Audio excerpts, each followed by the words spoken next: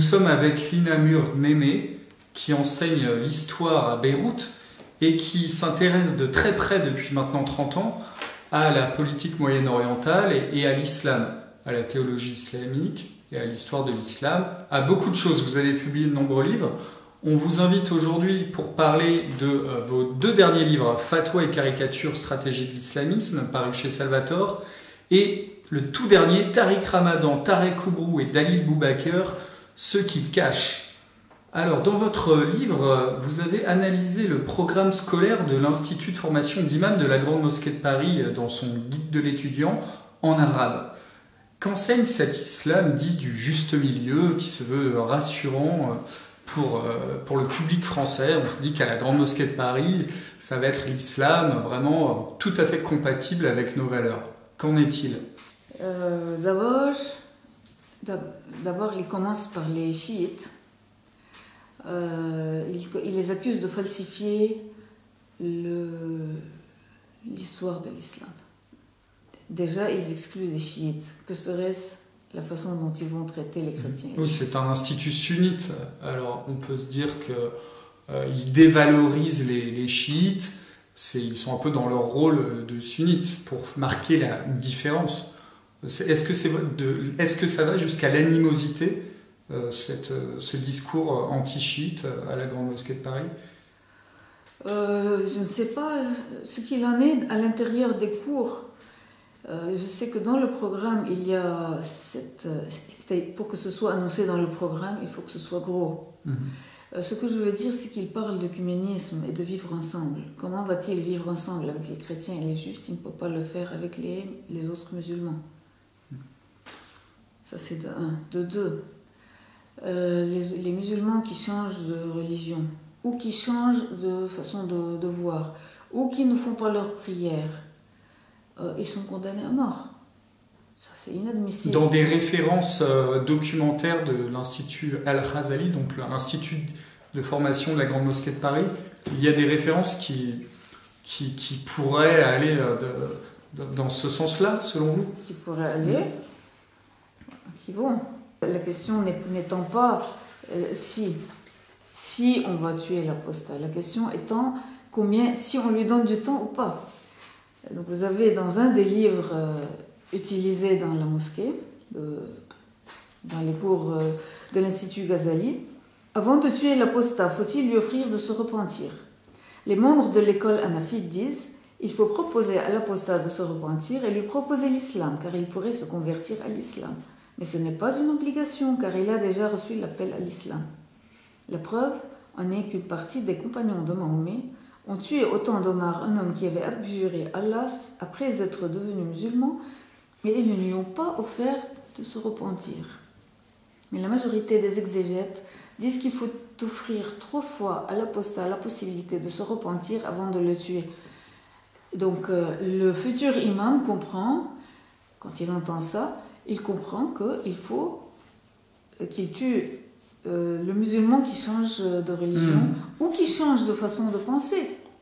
Il peut rester musulman et vous dire, par exemple, je refuse la lapidation. Il peut rester musulman et vous dire, je refuse qu'on épouse des petites filles, ou bien qu'on ait plusieurs femmes. Il se peut qu'il aime sa femme et qu'il ne veuille pas en avoir plusieurs. Dans ce cas-là, il doit quand même être tué. Or, c'est ce qu'on enseigne aux imams. Donc, si un jour l'un d'entre eux va tuer quelqu'un dans la rue parce qu'il est un musulman qui a changé d'idée, c'est ce qu'il a appris. Dans ce cas, comment peut-on vous parler du vivre ensemble si on ne peut même pas vivre ensemble avec un musulman qui ne pense pas comme vous? Oui, c'est très inquiétant. Vous avez vous appuyez sur le guide de l'étudiant en version arabe de la Mosquée de Paris.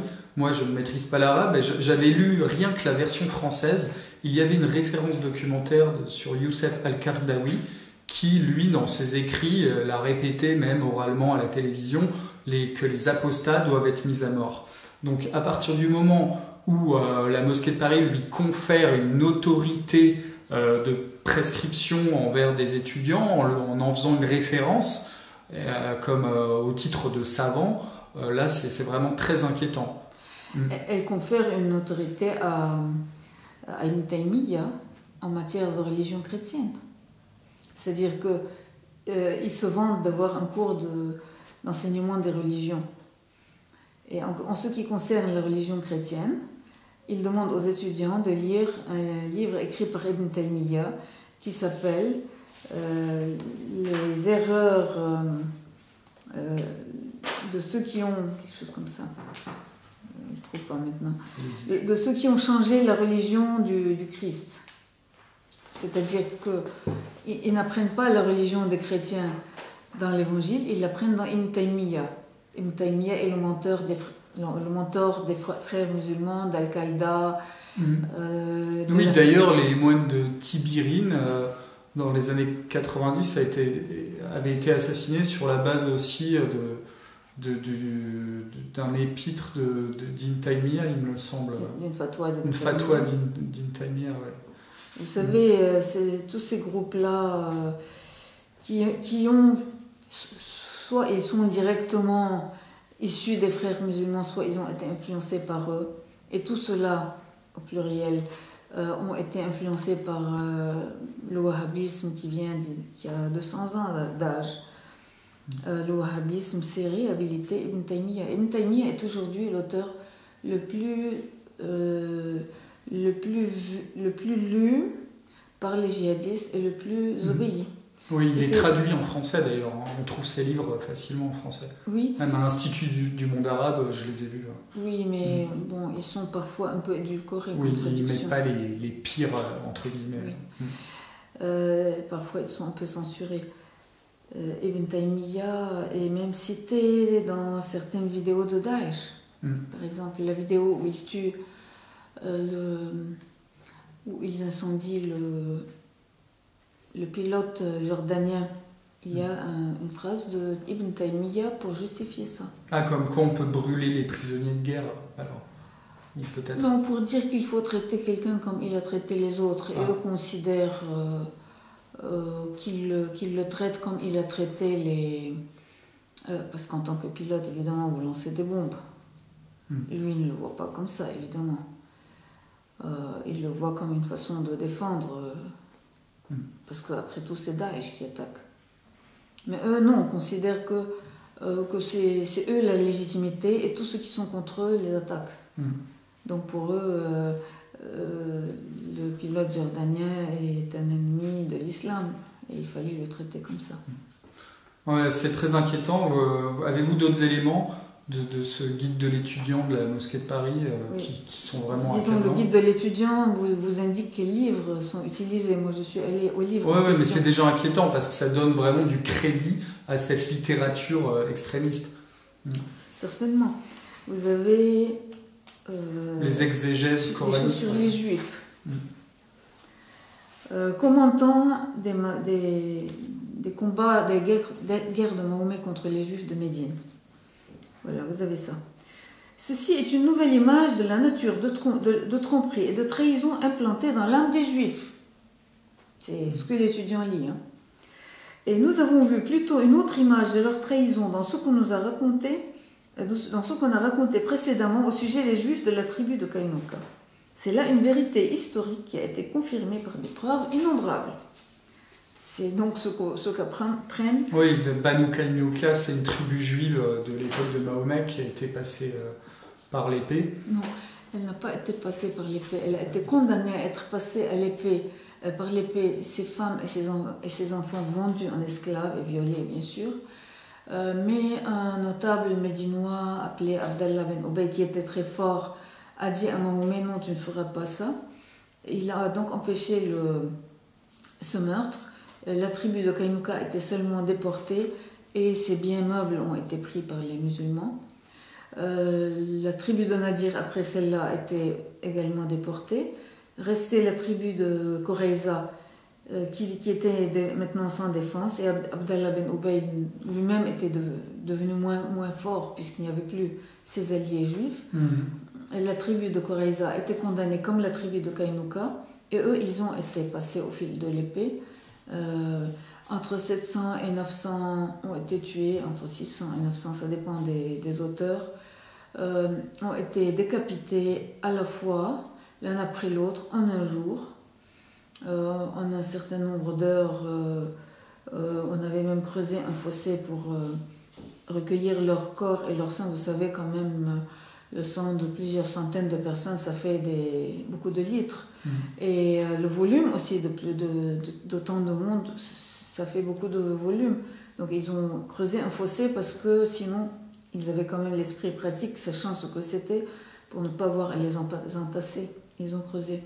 Et ils se sont assis, Mahomet s'est assis au sommet du fossé, et ils étaient tués et jetés dans le fossé devant lui, l'un après l'autre.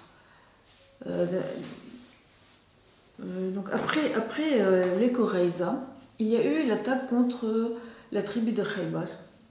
Les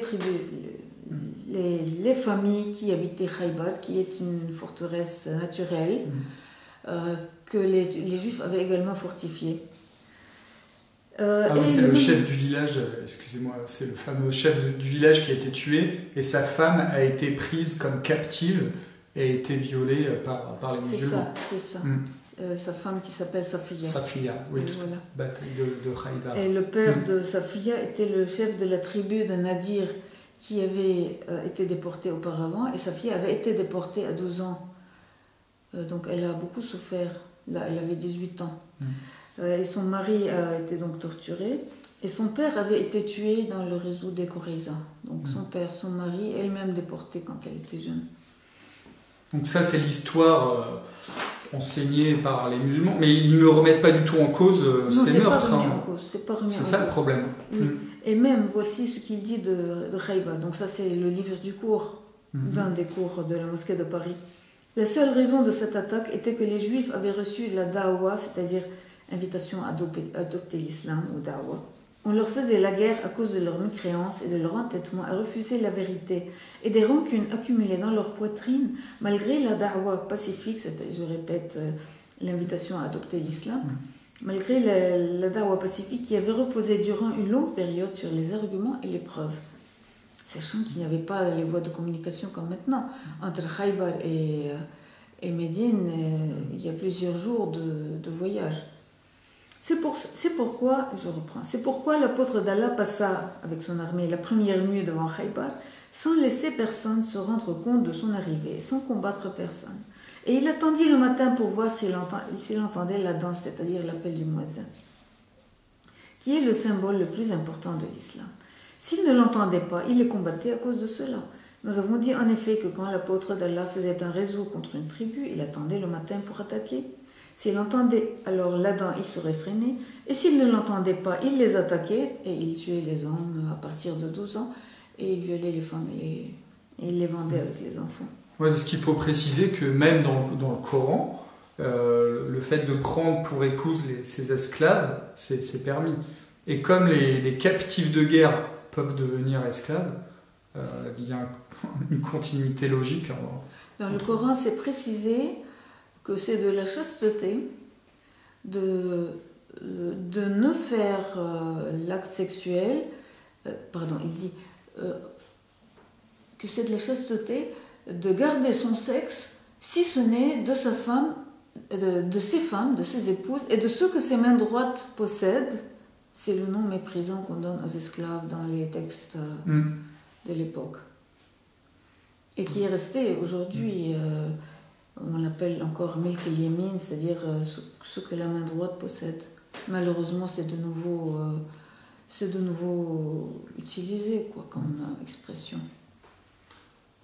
Et je crois qu'il y a aussi des livres d'Abou Bakr al-Jazairi en référence de ce guide de lecture. Abou Bakr al-Jazairi, qui est un prédicateur de nationalité algérienne, mais qui a enseigné en Arabie Saoudite de nombreuses années. À l'université de Médine. Il a été un des fondateurs de l'université islamique de Médine pour former des imams, justement. Et Abou Bakr al-Jazairi, le livre là en question, c'est pas un livre très très différent, très spécial. C'est pas comme celui que vous aviez... La voix du musulman, c'est pas celui-là qui est C'est pas comme référencé. celui que vous aviez dénoncé il y a Ouais. quelques années. La voix du musulman, quand vous avez... Mais bon, c'est le même auteur, donc si on donne du C'est crédit le même auteur. aux étudiants à Boubacar al-Jazari, les étudiants vont lire ses autres ouvrages où il prescrit le djihad offensif, tuer évidemment les apostats, les homosexuels, même ceux qui ne font pas leur prière de manière observante, ils doivent être tués également. Donc, S'ils ne le font pas alors, s'ils ne font pas les prières à l'heure. supposez que vous fassiez les 5 prières et que vous ne les fassiez pas à l'heure. C'est-à-dire, si vous n'arrêtez pas, je parle par exemple des musulmans de France, s'ils n'arrêtent pas le travail à telle heure pour faire la prière, ils peuvent être tués. Selon ce livre de Boubacar Selon ce livre al-Jazari, de qui était vendu à la FNAC, que j'ai trouvé à la FNAC. Et dans donc on d'autres m'a librairies, alerté. moi je l'ai trouvé dans d'autres librairies, je ne veux pas donner les noms pour ne pas faire de pub. Bon, vous faites ce que vous voulez pour... vous voulez dénoncer un scandale et le faire cesser, et moi je pense aussi à ne pas trop leur faire... Oui, mais ils ont retiré du coup ces ouvrages, mais bon, ils vendent toujours d'autres horreurs dans cette grande enseigne. Bon, tout ça est vraiment inquiétant parce qu'on voit que la mosquée de Paris, dont on pourrait croire qu'elle soit un contre-feu au wahhabisme saoudien, en fait, il y a aussi des professeurs saoudiens, algériens, mais des éminences de l'université de Médine qui sont enseignés, programmés en tant que référence documentaire. Donc c'est vraiment inquiétant. Et d'ailleurs, votre livre traite aussi du double discours d'Ali Boubaker. On va y revenir tout à l'heure. Mais pour rester sur ce salafisme qui a une porosité jusqu'à la mosquée de Paris, je voudrais vous poser une autre question, parce que l'islamologie en France a de nombreux représentants. Les études islamiques intéressent beaucoup de monde, et les dominicains ont un institut des études orientales, l'IDEO, où il y a plusieurs islamologues qui travaillent, qui étudient du moins, et le frère dominicain Adrien Candiar, qui est invité un peu partout dans les médias catholiques, insiste lui sur le caractère quiétiste et paisible du wahhabisme saoudien dans son livre Comprendre l'islam. Je le cite, alors là, j'ouvre les guillemets: il est faux de conclure que le salafisme est toujours violent. La majorité des salafistes sont au contraire quiétistes, se désintéressent de la politique et prônent la soumission aux autorités quelles qu'elles soient. C'est ce salafisme quiétiste que soutient et encourage l'Arabie Saoudite, qui ne souhaite pas se fâcher avec ses voisins et avec l'Occident. Voilà, ça c'est Adrien Candiar, un frère dominicain qui est un islamologue invité un peu partout. C'est un islamologue, vraiment.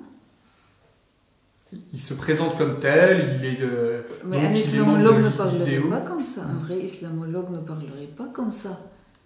Parce qu'un vrai islamologue saurait que le wahhabisme dont se réclame la famille saoudienne a pour but précisément de changer la religion du monde. Il devrait savoir que le wahhabisme a pour but d'imposer la charia au monde entier. Donc le wahhabisme inclut également la désobéissance au gouvernement apostat. Et ça inclut les gouvernements chiites, ça inclut les gouvernements druzes, ça inclut les gouvernements, maintenant évidemment chrétiens ou juifs ou autres. Il ne connaît pas le wahhabisme, moi je peux... Le terme de quiétiste, ça vous dérange?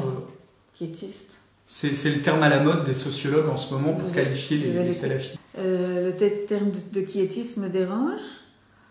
Je trouve ça un peu tiré par les cheveux, sinon ridicule, parce que quiétiste, parlant de la famille qui a assis son trône sur le massacre d'un nombre de personnes que certains évaluent à 1 demi-million, on n'appelle pas ça quiétiste. Oui, lors de la fondation de Séoul et de l'Arabie Saoudite. C'est-à-dire qu'ils ne tuaient pas seulement, ils tuaient surtout des musulmans, ils ont tué toute tribu qui ne pensait pas comme eux, qui ne parlait pas comme eux, ils les tuaient. Et même les Ikhwan, qui étaient les soldats d'Ibn Saoud, le fondateur du royaume saoudien, ils critiquaient l'introduction du tabac, de l'automobile, etc.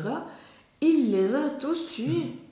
Et la prise de la Mecque, il y a quelques décennies, a eu lieu justement parce que des wahhabistes, Ikhwan, descendants des Ikhwan ou amis des Ikhwan, ont voulu justement obéir au wahhabisme en résistant au chef d'État considéré apostat pour réinstaurer dans les lieux saints musulmans quelqu'un qu'ils auraient considéré comme un vrai calife, l'un de leurs quoi. Tout à fait. Et puis sur le passage que, soi-disant, l'Arabie Saoudite ne souhaite pas se fâcher avec l'Occident ni avec ses voisins, il faut rappeler quand même que c'est l'Arabie Saoudite qui finance et entraîne le Front islamique, qui est la fédération des brigades djihadistes en Syrie, qui commet de nombreuses exactions. Oui, qui a fabriqué Al-Qaïda. Et qui a fabriqué Al-Qaïda. Et qui est en train de financer un peu partout des révolutions dans le monde. Je veux juste signaler qu'en France, à travers Radio Orient, ce n'est plus autant le cas maintenant, mais à travers Radio Orient, dans les années 80, l'Arabie Saoudite se mêlait tout à fait du contenu des émissions. Non, ben plus que ça. L'Arabie Saoudite avait envoyé un Saoudien, Rafik Hariri, qui avait acheté suffisamment de parts dans cette radio pour pouvoir imposer le programme qu'il voulait. Et il diffusait des sermons en direct de la Mecque. Et dans ces sermons, par exemple, il y avait des choses anti-féminines, anti-femmes, des choses anti-juifs, anti-chrétiens, anti-esclaves, disons, qui parlaient de l'esclavagisme comme d'une chose naturelle. Vous en reproduisez d'ailleurs le facsimilé dans votre livre. Dans Fatwa et caricature. Juste que dans les années 90 également, Radio Orient avait ce type de propos. Et oui, c'est vraiment. Mais ça c'est financé par l'Arabie Saoudite. Quand dans une mosquée, l'Arabie Saoudite finance des livres qui vous disent que les chrétiens et les juifs ne sont qu'impuretés. C'est la phrase littérale. Et qu'ils vous expliquent que ça c'est à cause de leur sueur, à cause de tout ce qui sort d'eux, ils ne sont qu'impuretés. Ça veut dire qu'ils ne se mêlent pas des affaires des autres, ou bien ça veut dire qu'ils sont en train de créer une guerre civile? Mieux vaut qu'ils se mêlent des affaires des autres ouvertement, plutôt qu'ils ne montent une partie des citoyens contre l'autre. Oui, tout à fait. Et la diffusion du wahhabisme est très inquiétante. On a vu la grande mosquée de Bruxelles, dont dépendent plein de petites mosquées de la région de Bruxelles, où les livres arrivent traduits de l'Arabie Saoudite et sont distribués gratuitement. J'ai interviewé il y a quelques mois une personne qui a assisté à des prêches dans la grande mosquée de Bruxelles, où le prédicateur expliquait une technique pour avoir des rapports sexuels avec des fillettes. Je vous passe les détails, mais c'était vraiment abominable. Mineures, avant qu'elles aient impubères. Des fillettes de 12 ans même. Enfin, à la limite de la puberté, quoi. Et c'est vraiment très très inquiétant. Il y a aussi la grande mosquée de Madrid qui est saoudienne. Donc l'influence de l'Arabie Saoudite ne conduit pas à l'apaisement entre les peuples.